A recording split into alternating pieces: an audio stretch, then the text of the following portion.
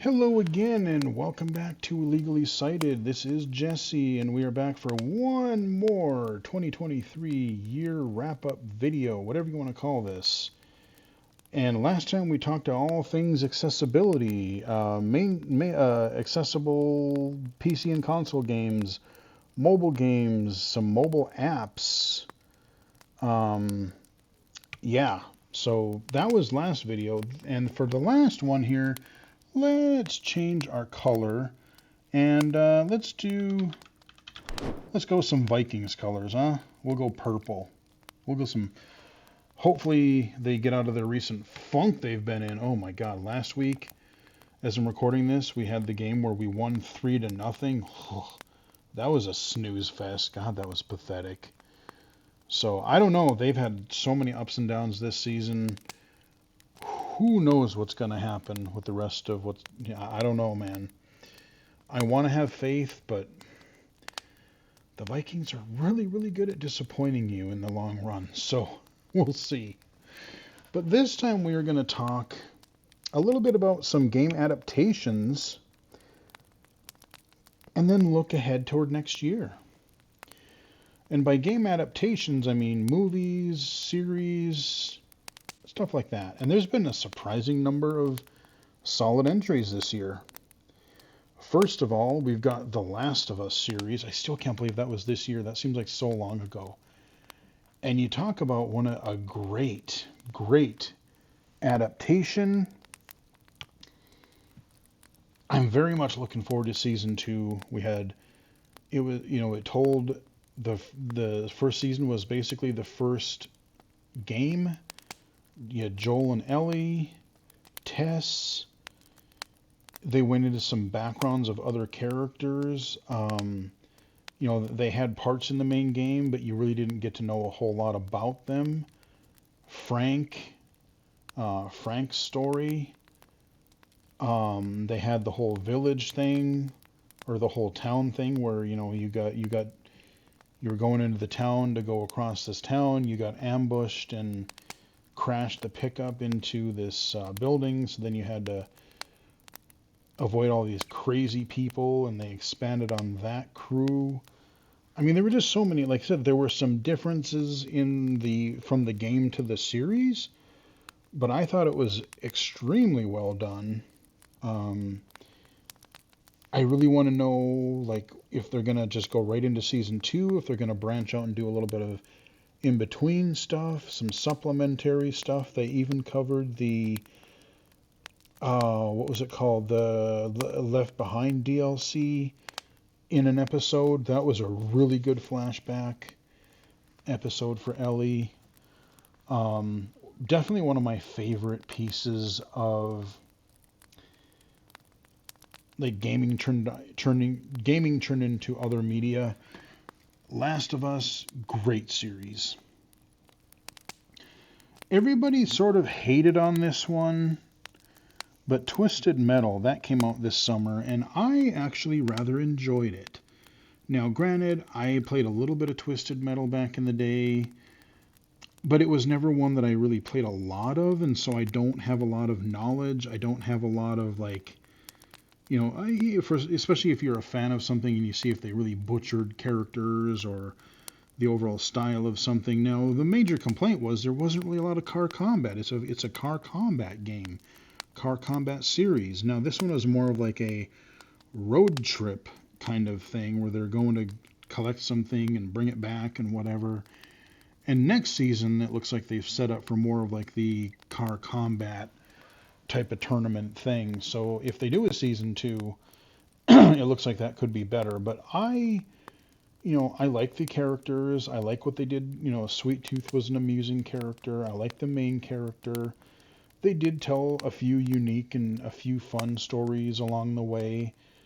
And me not knowing a ton about Twisted Metal, and I don't remember a lot about the characters and storylines in the game, even if they were different, I took it at face value and just had fun with it. It's a cheap popcorn series with some action and some humor here and there. So I enjoyed it, despite what a lot of other people thought. The Super Mario Brothers movie. Didn't get around to seeing it in theaters, but I did catch it digitally, and I enjoyed it. I think like presentation wise, like the art style, that was fantastic. The voice acting overall was pretty solid. Bowser was great. Mario, everyone was complaining, concerned about Chris Pratt. He did okay. He did fine. Luigi was good. Princess was all right. The weird little star guy that was like the little goth star that was all messed up in the head, he kind of amused me. Um, it had, like I said, presentation wise and overall for a kids movie, for a video game adaptation, it wasn't bad. I think they rushed it a little bit, where like they were kind of just like, hey, let's do a whole bunch of references and we'll go from this scene to that scene to that scene, and there wasn't really maybe as much character building as there could have been. There wasn't like the transition from one environment or one plot point to another. It was just like, hey, let's see how many references we can cross in. Okay, we got this reference here. We got the Mushroom Kingdom. We've got Mario Kart stuff. We've got Bowser. We've got some New York stuff. And like I said, they didn't. It flowed okay. Could it have been done maybe plot wise and pacing wise a little bit better? Yeah. Um, Mario and Luigi were split up for most of the movie. The whole thing of like, oh, we can do this because we're together. I know that's what they're feeling. They're going for that sort of feel good type of thing, which sure, fine, but I think they kind of oversold that aspect of it. The whole doing it because we're together and whatever. Um, there could have been some tweaks to the story, to the plot, to the pacing. But you know what? I mean, for another try at a fresh take on a real Super Mario Brothers movie, it wasn't bad. I know some people loved it, some people really hated it. Um, I would say I liked it more than I hated it. The DK rap was pretty funny. That was a deep cut that they put in there. I enjoyed that. Um, but yeah, Super Mario Brothers movie, not too bad. Dungeons and Dragons. That was far better than it had any right to be. I really enjoyed that actually. I've tried to play a little bit of D&D a couple of times, but it's just we've never been able to keep a crew together to really play. Um, it was a live action movie. You had all your kind of character classes. You had your thief and your main character, and it was genuinely, it was a fun, maybe not the deepest movie. You could see some of the plot points coming, but it was fun. I really enjoyed it. There was some fun humor in there, and some of the special effects and the combat that they did was pretty fun. So yeah, Dungeons and Dragons movie, pretty good. And I think they're thinking about making another one. So yeah, why not? The new Castlevania Nocturne series. I'm about halfway through the season, I think. I need to just sit down and finish it this weekend because it's not that long. I liked what I've seen so far, but I just, for whatever reason, again, so many things on my plate that I want to do, need to do. I just haven't gotten around to finishing it. But I love the original Castlevania anime from a couple of years ago from Netflix, and this is a different, another spin-off series of that, and it's pretty good so far. Gran Turismo, I think I picked it up on sale when I think Amazon had like a Black Friday digital sale thing, and I found it at a reasonable price, so I picked it up. Have not watched it yet. I've heard mixed things about it, but I figure, I've heard it's not offensively bad, and so just kind of being, like a video game collector type of thing, I want to see it. I kind of, if it's not completely horrible, I want to own it. So I found it at a good price. Yeah, so I, yeah, I have not gotten around to seeing it yet, but I intend to. RoboDoc. This is a 4-part series. Well, there's 4 episodes now on RoboCop 1. They're doing a season 2, which is going to cover 2 and 3, which is going to cover RoboCop 2, and then RoboCop 3, and one of the series of the live action series. This was a project that I backed it on Kickstarter ages ago. They've had some trouble getting through and actually producing the thing, making the thing. But it was clear after I watched like the first season of it here. You can pick it up digitally on places like Amazon or iTunes as well. If you're a big fan of the RoboCop movie, it's a very, very interesting documentary series. And they devoted like about 4 hours worth of content to the first movie. It went from like the initial startup of the movie to the filming to background stuff to the care. I mean, really some deep information about it. Interviews with actors and producers, and it was just a really interesting documentary, and I want to see the rest. I want to see RoboCop 2 and 3 because I want to know more about, like, okay, RoboCop 2 was sort of in the middle. It was okay. But what in the Sam hell, like, why did, like, I sort of know partially what happened, but, like, I want to deep dive into RoboCop 3 and how that turned into such a travesty. But it's been the year of RoboCop. We had RoboCop Rogue City, which was a super fun game that I talked about in an earlier video. And we had this RoboDoc. So yeah, we had the Ninja Turtles year last year. And this year, it's the year, I would say, of RoboCop. We're getting some good RoboCop stuff, you guys. It's awesome. The FPS documentary, FPS Doc. Yes, sirree, Bob. I backed that on Kickstarter, too. And this is a 4.5-hour documentary, give or take, all about first-person shooters, largely, I would say, 90s to early to mid-2000s. That's where they stop. They may do a sequel down the road, but if you have any love for the first-person shooter documentary, pick it up. It is fantastic. Really, really loved that documentary. It's like this documentary was made for me because it's the games I really love. They had a lot of interviews. They told very unique stories for each game. It was great. Yes, it's a long documentary, but I wouldn't have it any other way. They did a fantastic job with it. Captain Laserhawk Blood Dragon Remix. This was like an animated movie. I remember watching it, but I don't remember a lot about it. It was entertaining. I enjoyed it. But I gotta say, I don't remember a whole hell of a lot about it without watching it again. That's not to say it was bad, because it wasn't. I got a kick out of it, but, they did the Far Cry, and then they did Far Cry Blood Dragon several years back, and so, yeah, they did this Captain Laserhawk thing. I believe it was a Netflix thing. Rather entertaining. I don't remember much about it for some reason. The Mortal Kombat Legends, I've kind of wanted to go back and check out some of those. I picked them up for dirt cheap on a sale, and I just haven't gotten around to watching all of them yet. I think I've seen 1 or 2 of them, but there's a good, 3 or 4 of these MK Legends movies, and so I want to check those out.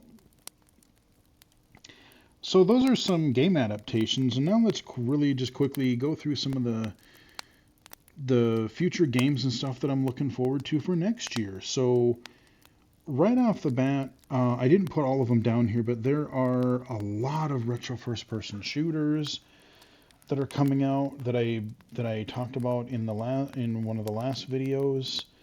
We've got a lot of things that are in early access in demo form. We got some stuff that was announced at Realms Deep, some stuff we haven't heard about from a while. So there's lots of retro first-person shooters coming. And I just watched a video the other day, and I didn't write all the names down, but I got a lot of them wish listed. there's a lot of really neat sounding brawlers or beat 'em up type of games coming out. I did the demo video a while back for Toxic Crusaders. That looks really fun. There's a G.I. Joe game that actually looks really cool. It kind of does this animated cartoon style. That looks really good. It's kind of got like a TMNT Shredder's Revenge sort of presentation vibe to it. I'm digging the hell out of that. But yeah, there's a lot of these brawlers that are coming out, and a lot of these, like during the Game Awards, those Sega announcements, your Crazy Taxi, Golden Axe, Streets of Rage, any number of these other things, Jet Grind Radio. Curious to see what those are going to be like. Shinobi. Those I'm looking forward to. I would have to imagine we're going to get either an announcement, if not a pretty soon release date for the Switch 2, or whatever they're going to call it. Because the Switch hardware, as great as it is, and as much as I like my OLED, the specs on it are kind of old, because even when it came out in 2017, the processor and graphics on it were not cutting edge back then, and it's 2023. Yeah, as much as I don't really want to buy another system, it's time for Nintendo to upgrade. And I really, really hope and pray that they actually considered accessibility this time. Because if they didn't, boy, are we going to let them have it. Are we going to complain? Because you know what? Everybody else is doing it. Sony and Microsoft are doing it. Set-top boxes, smart TVs, computers, smartphones, tablets. Nintendo and Valve, get with it, you two. The Last of Us 2 Remastered, coming to PlayStation, hopefully PC eventually too. If you own the original, which I do, it's a $10 upgrade, so I will absolutely be grabbing that in January. Not much else to say about that, other than there's more accessibility. Got the roguelite extra mode on there, some cut contents, and all kinds of stuff. So very looking forward to that. Prince of Persia. It's kind of got a Metroidvania type of thing. I just saw a little bit of gameplay footage of it the other day. It's looking really good. And I know they already talked about, I don't know if it's going to be blind accessible totally, but I know they did market that they were talking about a month or two ago that they're including a lot of accessibility features, which I very much appreciate. I will be checking that out in January. Graven is supposed to come out. This is a first person, it's a shooter, but it's more like RPG. I don't know if I'd call it an immersive sim, but it's a really freaking cool game. I know I've done a video for it in the past. I'm very, very much looking forward to Graven. Tekken 8, I'm looking forward to seeing what that's going to be. That's another January game, I think. They just announced a demo for the PlayStations, like literally today as I'm recording this. Console, Xbox and PC next week. And unfortunately, so far from what little I've heard on Twitter thus far, it's no Street Fighter 6, and it's definitely no Mortal Kombat 1. It is quite far behind as far as blind accessibility goes from what I hear. Now, I don't know if that's just the demo or if that's going to be the full game. But yeah, come on, Japan, you guys, you gotta catch up. I do want to kind of try to play the game, but very much a bummer that they're not including accessibility in the game, especially with this year when we had at least, Street Fighter at least made a kind of an attempt, and Mortal Kombat kind of killed it. So yeah, Tekken 8. Mario vs. Donkey Kong, we're getting a remake of that. I played the hell out of the GBA version of that on my Game Boy player. It's like a platformer puzzler where you're leading all these little mini Marios to these like maze or these little like puzzle platformer levels, and it got really challenging toward the end, but I really enjoyed it, so I might have to pick that up on the Switch. Yeah, Mario vs. Donkey Kong, quite fun little games. Wrath Aeon of Ruin, that's been in development forever, but it's a retro first-person shooter I'm really looking forward to coming out in full. Dark Forces Remastered, I already talked about that in an earlier video. We had that unofficial game earlier this year I did a video for, but we are getting the official remaster treatment in, I think, March. Dragon's Dogma 2.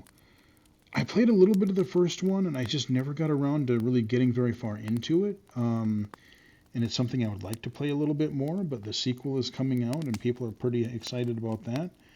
I'm kind of somewhere in the middle. I'm going to keep an eye on it, see if there's any more accessibility in it. It's kind of like an action RPG. It's got some multiplayer aspects to it, I believe. But it's kind of neat. Looking forward to seeing that. Princess Peach Showtime. This is a really bizarre... It's like she's acting in like these plays or something, and she's playing all kinds of different characters, like a ninja and a... I don't even remember what all the roles that... Like, they did a trailer for it about a month or two ago, and it looks just goofy enough and intriguing enough that I kind of want to see what this is. Rise of the Ronin, this one recently announced. It was this like third-person action-y, slashy game. Don't know a whole lot about it, but it's one I'll generally kind of keep my eye on. Space Marine 2, I think that got pushed back to like September next year as of now. I liked the first Space Marine, but I was really bad at it, and so I do want to see what this new one looks like because it is really fun, kind of this third-person. You know, you're playing these giant big brutes and you're fighting these orcs and stuff. Yeah, I definitely want to check that out. Angerfoot. I've done a couple of videos of these for demos and such. Ridiculous, like fast-paced, like almost like a Hotline Miami in first person, kicking dudes in the face. You pick up weapons, chuck them. It's just really zany and intense and really fun. Another Crab's Treasure, we talked about that in an earlier video. Kind of this action crab fighting game that's actually a lot of fun, and I want to play the full version of this. Very much looking forward to that. That was a pleasant surprise for that demo this year. Contra Operation Galuga, I don't know, it's supposed to be kind of a revival of the 2D side-scrolling classics. I know the Contra series has hit a few duds lately. I'm cautiously hopeful that we'll get another good Contra game here next year, but we will see.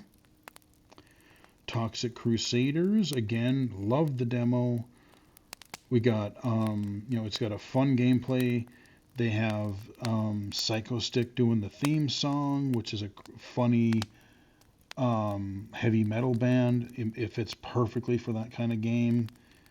Giving me some, again, like the Teenage Mutant Ninja Turtles brawler type of gameplay. That looks really fun.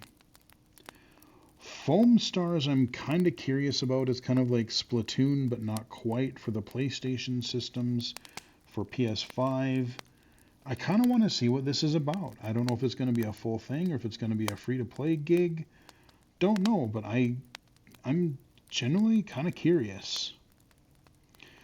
I mentioned this a little bit ago, G.I. Joe Rise of Cobra. This is that sort of TMNT Brawlers type game that is G.I. Joe themed. And I never watched G.I. Joe all that much. I was more of a Transformers guy. But I've had this urge to go back and watch the old G.I. Joe cartoons. And the cutscenes and just the little bit of gameplay I've seen of this game, it looks really neat. It looks really good. Gory Cuddly Carnage. I'm trying to remember if I did a video of that or if I never got around to it. This third-person action game where you're this like cat on a sentient skateboard type of thing, and it's really, it's got this cute art style, but it's really gory. It's kind of got that vibe going on. Kind of curious. We'll see what that is. Hades 2, of course, everyone loved Hades, including myself. hoping they maybe consider, especially with how blind players kind of made Hades 1 work, if they could add menu narration for the UI and menus and the boon upgrades and stuff, that would be fantastic. Very much looking forward to seeing what Hades 2 is going to be like. Killing Floor 3, played a little bit of the first one. There were some neat things in the second game. I hope they make it approachable for both single and multiplayer. It's kind of this wave-based zombie survival type of thing that had some really fun and unique ideas, but it was just never really all that good solo. So I hope that they address that. But I'm curious. Kill It With Fire 2. I covered the first game on the channel. This weird little bizarre first-person game where you're using like household items and weapons and explosives all to take down like little spiders in these levels, like in like an apartment or on the street. Or it was just a weird little game, and I kind of enjoyed it, and I kind of want to see how they amp it up to even more for Kill It With Fire 2. Just a really bizarre but fun little first-person game. Marathon, don't know if that's coming out or if that got delayed, but there's some stuff going on with Bungie lately and Sony, some not good things going on with Bungie. So I wouldn't hold my breath of that coming out soon, but potentially we could see some more stuff with Marathon. I don't know. Senua's Saga, Hellblade Senua's Saga, we still don't have a release date other than 2024. It's got to come out next year, I would think. Xbox has been showing that forever. Curious if that's going to have more accessibility for like the traversal and puzzles to make things easier for blind low vision players. Outstanding audio design, and that's why I really want to be able to like this game, because it's got such really cool audio. Check out the video I did for the first game. Shadow of the Ninja Reborn. Shadow of the Ninja was a really cool Ninja Gaiden-esque 2D game on the NES.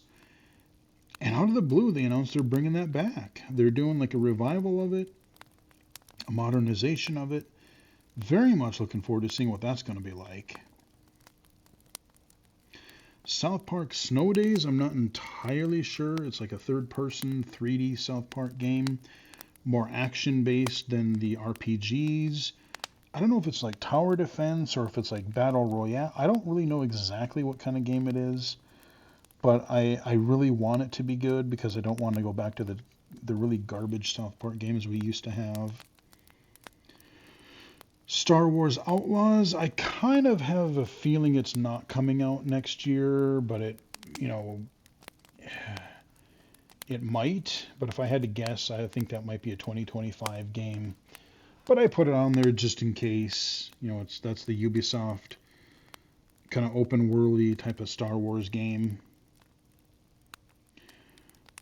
TMNT Mutant Mayhem. I really want this to be good. I don't know if we've seen any gameplay from it, but it's, based on the movie. I don't remember. I don't know if it's supposed to be like a side-scrolling beat-em-up or more of a 3D beat-em-up. But I hope it's good, because I could always go for more Teenage Mutant Ninja Turtles action. Just don't make it suck like that one that came out in like 2014, 2015. I was so excited for it, and then it was just so disappointing. So please be good. And I doubt it's going to come out next year, but I want to learn more about that Last Ronin game. TMNT Last Ronin, because that sounds like it could be cool. A more mature, darker game in this, based on the Last Ronin series. I won't really spoil the plot, but I've kind of looked into what the story for that is, and I think that would be a fascinating single-player game. The Vampire the Masquerade Bloodlines 2. Again, that's one I don't know if we're going to get next year, if it's going to be pushed back.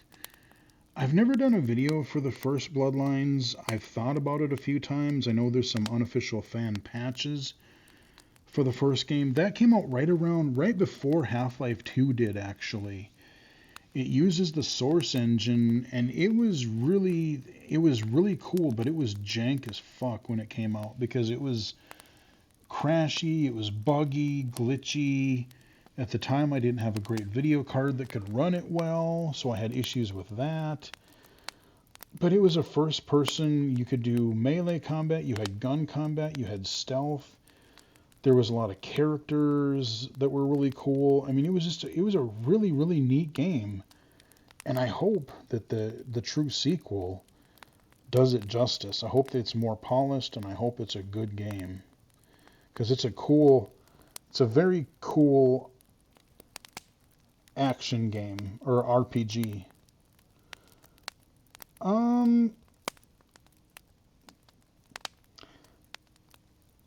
And I think we made it, guys. I know there's way more games I didn't mention, probably. There's always new surprises that come out. Like I said, we've got a lot of retro shooters coming out. We've got some brawlers coming out. There's always new indie game announcements. If we get a new Switch, there's got to be some new titles coming out for that. Maybe some new Mario games, a 3D Mario or a Zelda. Maybe we'll get a Wind Waker remaster for the original or the new Switch. I don't know. And that's what I'm looking forward to, the surprises. Are we going to hear anything more about Fable? Perfect Dark. Are we going to get a release date for those next year? On the Microsoft side, I really want to know more about both Perfect Dark, Fable. Sony's talking about a PlayStation Pro. I'm really not that excited about that. I'm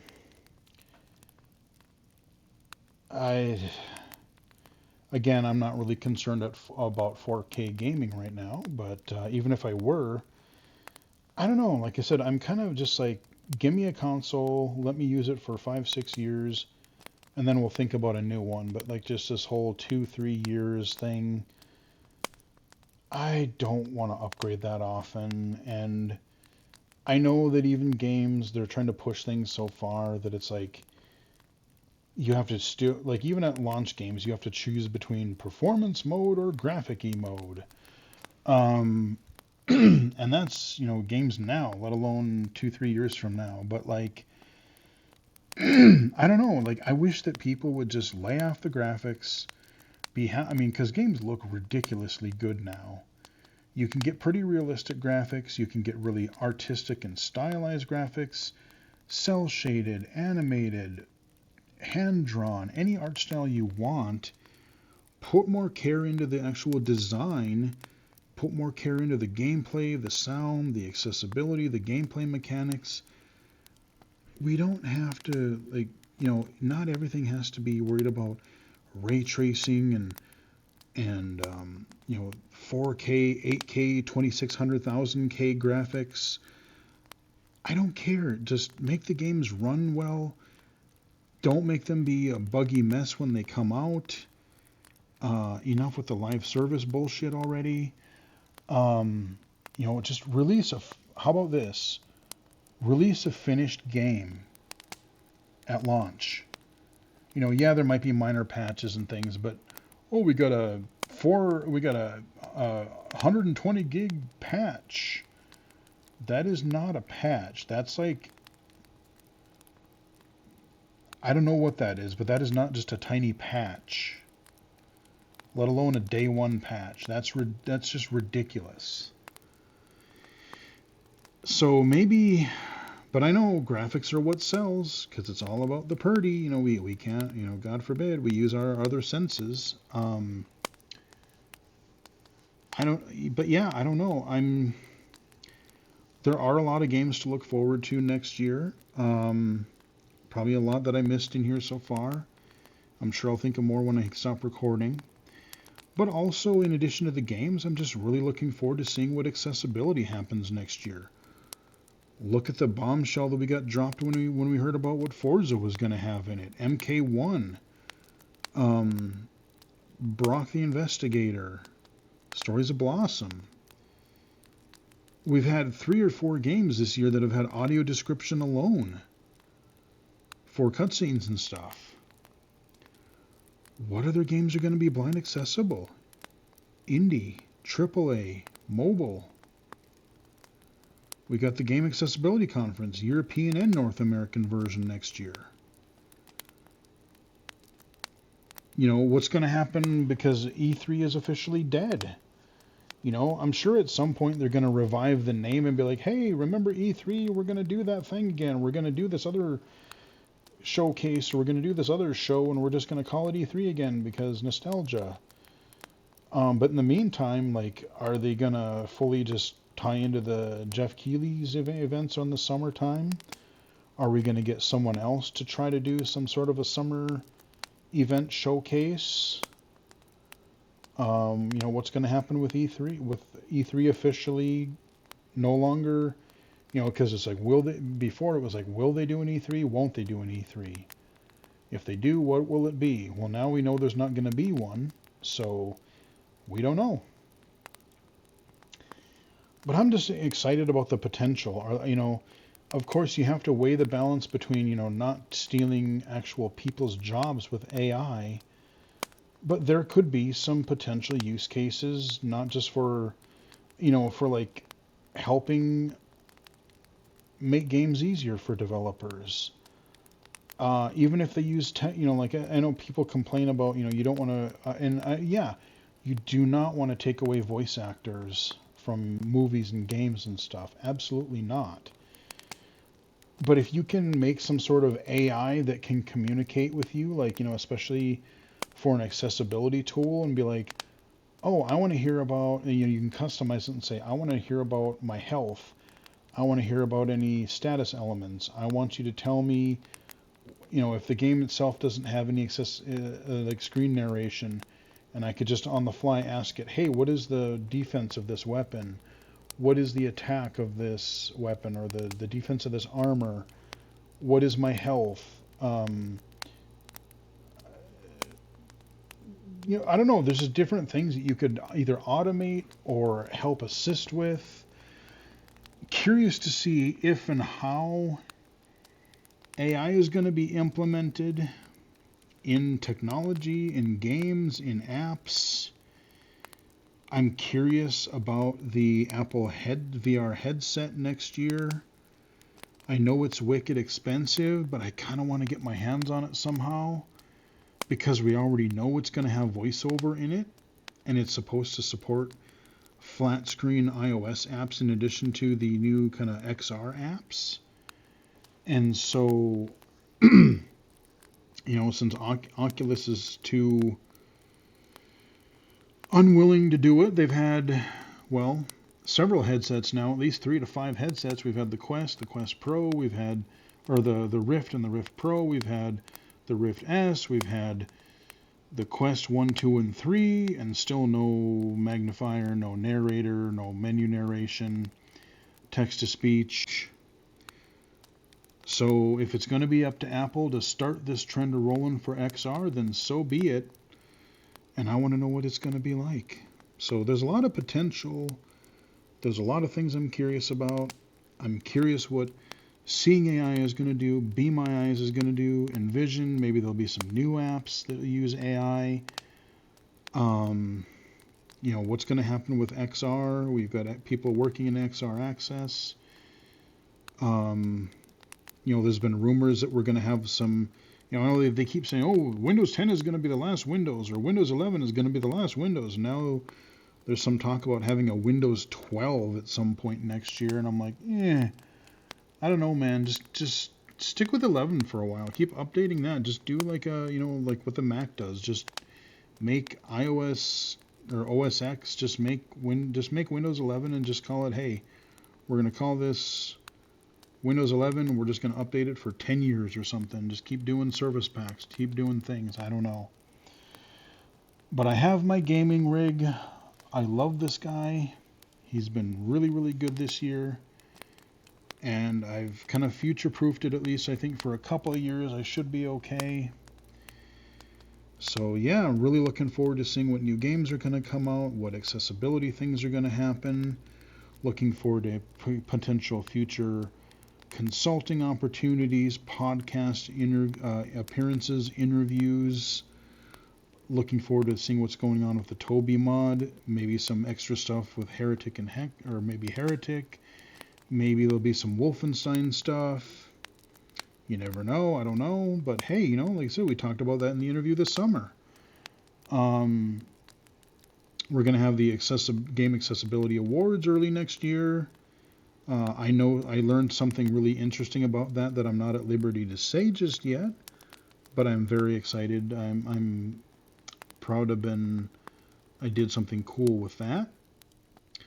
I've had a lot. I'm very thankful for the people and opportunities I've got to meet with, and like all the consulting opportunities I've had this year, interviews and podcasts and all these different things. It's been a pretty amazing year for me personally. I don't want to end on a downer, but I do want to say that I hope and I pray that 2024 is more kind to the people in the game industry. We've had a lot of good games this year, but boy, the people making the games sure got shit on this year.